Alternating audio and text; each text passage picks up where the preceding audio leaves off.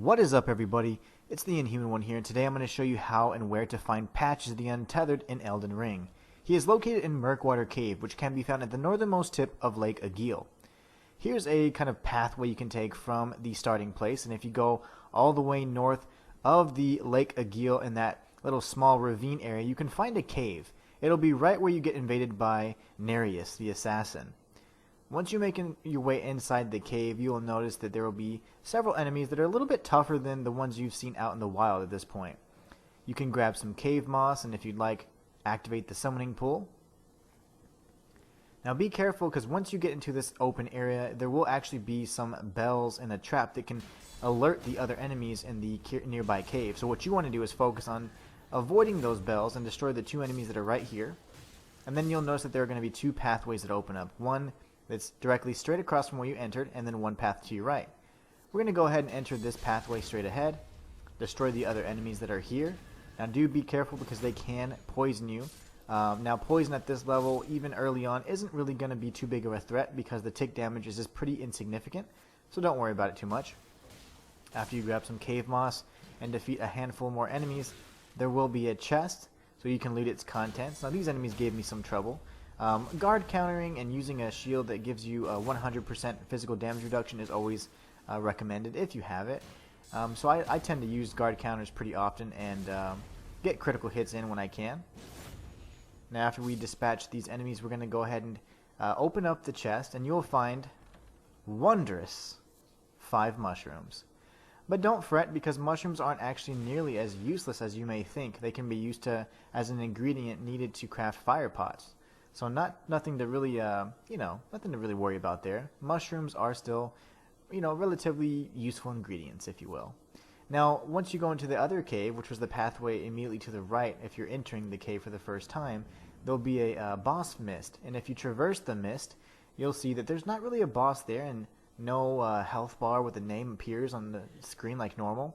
But you will notice a really nice unguarded chest. So I just tried to look and see if I could find our invader here, or the person that was planning to ambush us, and unfortunately I just couldn't see him for the life of me. So I went ahead and triggered the encounter and opened up the chest, which triggered the dialogue, or the unique dialogue for Patches, where he pretty much calls you a thief, taking another man's belongings and something of the sort. Anyway, so after I was searching around for him, seeing where he would come up from, he just started spraying some acidity at us. So what you want to do is avoid that at all costs, and you also want to avoid killing him. That's why I was so cautious. I avoided trying to get backstabs and criticals or even reposts. So do not punish him that much, because he doesn't have a lot of health, although he does seem to have a long bar. You can really easily kill him. I actually killed him on accident on my first playthrough. So all I'm doing here is just trying to break his guard.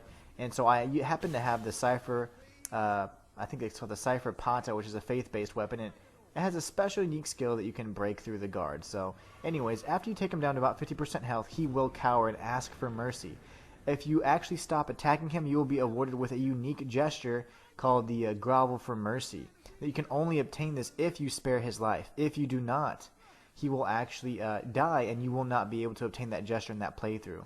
Unfortunately, I was also lost the opportunity to do that, because I ended up killing him all the way. I did inflict bleed, so that's probably why he died. But anyways, after you communicate with Patches for a bit, he'll go ahead and let you know that, he mistook you for a demi-human, and how could he have done that? And he's actually going to open up shop there. So if you return after reloading the world state by either going to a site of grace or traveling to and from another site of grace, you can go ahead and come back and visit his shop. What you'll notice is that his shop, as usual, is typically pretty overpriced, but you will find a few items of note: the missionary's cookbook and also a parrying dagger. So if you want to add those to your arsenal, be sure to purchase them from him. And that's all for this video, guys. In the event that you do end up killing him, note that you will get his bell. And his bell bearing can be given to the Twin Maiden husks, so that you can purchase any of the items that he would have sold. However, you will not get the gesture, and you will be unable to complete his quest, which I will be sure to cover in a future video. Anyways, I hope you guys enjoyed this video, and until next time, it's the Inhuman one signing out.